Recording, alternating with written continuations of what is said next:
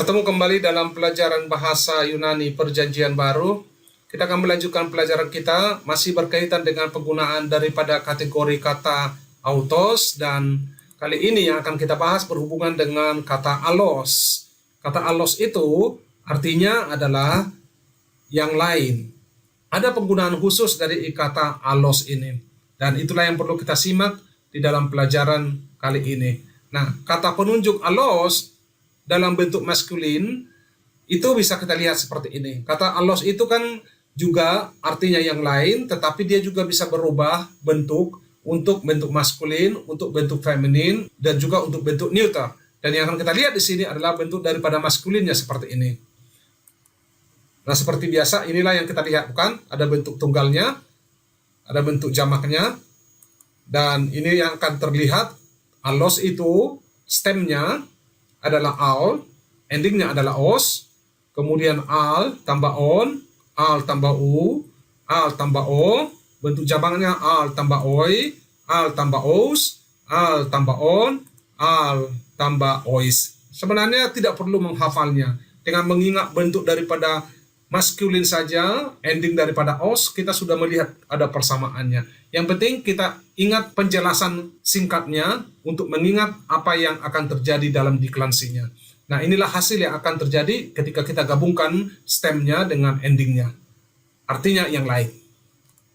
Dalam bentuk femininnya, dia akan seperti ini. Seperti biasa, ada bentuk tunggal, ada bentuk jamaknya, dan endingnya adalah ending e, masih ingat? Tidak ada yang sulit. Semua ini sudah pernah kita singgung. Ending-ending yang terjadi di sini untuk feminin, e, n, s, e, I, as, on, ais. Ini semua kita sudah pernah lihat. Hanya mengingat kata agape, deklensi daripada agape, Anda sudah mengingat semuanya. Jadi bahasa Yunani itu saling berkaitan dari pelajaran awal sampai terakhir itu ada banyak persamaan. Perubahan-perubahan yang terjadi itu hanya sedikit-sedikit saja, tetapi perlu diketahui. Hasil yang akan terjadi ketika kita gabung antara stem dengan ending itu akan seperti ini. Oke, ale, alen, ales, ale, alai, alas, alon, alais. Mudah bukan? Tidak ada yang sulit. Kalau dia berbentuk daripada neuter, ini yang akan terjadi. Seperti biasa, tetap akan ada deklansinya seperti ini. Ada bentuk tunggal, ada bentuk jamaknya. Nah, stemnya tetap sama, al. Endingnya yang berubah, karena ini bentuknya daripada neuter. Lihat di sini, al plus o.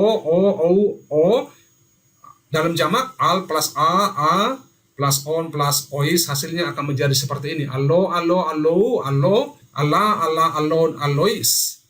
Mudah bukan? Tidak sulit sebenarnya. Hanya perlu menganalisa, memberikan waktu sedikit untuk bisa memahaminya, dan kita sudah bisa mengerti. Oke, kalau kita jadi gabungkan akan menjadi seperti ini. Kalau perhatikan di sini perubahan-perubahan yang akan terjadi, ya, setelah digabungkan ketiga-tiganya dalam bentuk maskulin, bentuk feminin, bentuk neuter, inilah yang akan terjadi. Amati setiap perubahan yang terjadi, Anda akan tertolong. Ringkasannya seperti ini. Nah, kata allos. Ada keterangan tentang kata allos. Ada dua kata yang biasa dipakai untuk arti yang lain, yaitu kata heteros dan allos. Nah, untuk kata heteros sering dipakai untuk mengartikan sesuatu yang berbeda jenis. Saya meminta apel, tapi yang diberikan adalah mangga. Ada perbedaan jenisnya. Tapi kalau allos itu adalah dalam satu jenis. Saya meminta apel, lalu diberikan apel yang lain, yang satu jenis. Allos menunjuk pada sesuatu yang berbeda tetapi yang sejenis. Saya berikan ini satu contoh yang sangat penting. Saya ambil dari Galatia 1 ayat 6. Lihat di sini. Taumazo hoti autos taxeos mata titeste apotou kalesantos humas en kariti Christu eis heteron evangelion. Nah, yang akan kita lihat di sini adalah bagian yang terakhir ini. Eis heteron evangelion. Evangelion artinya gospel, good news, Injil. Heteron ada di sini.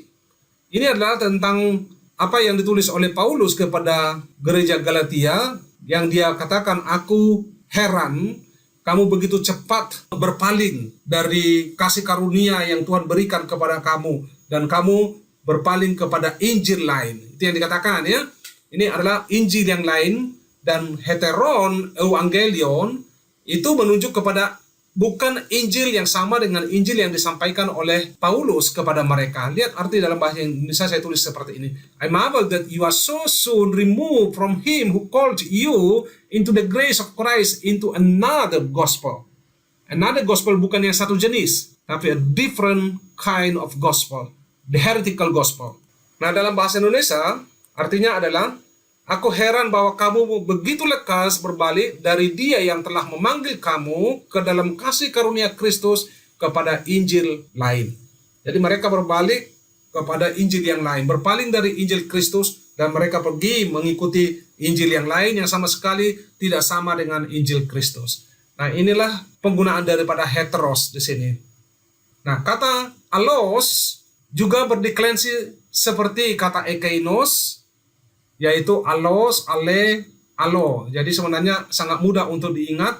Ingat aja sama dengan ekeinos, allos, ale, alo, itu semua akan sama. Sangat mudah untuk diingat. Nah, lihat contohnya di sini. To allo probaton, to allo dalam penggunaan daripada atributif. Karena allos itu mengikuti penggunaan daripada atributif. Artinya adalah the other sheep. Dalam bahasa Indonesia artinya domba yang lain itu.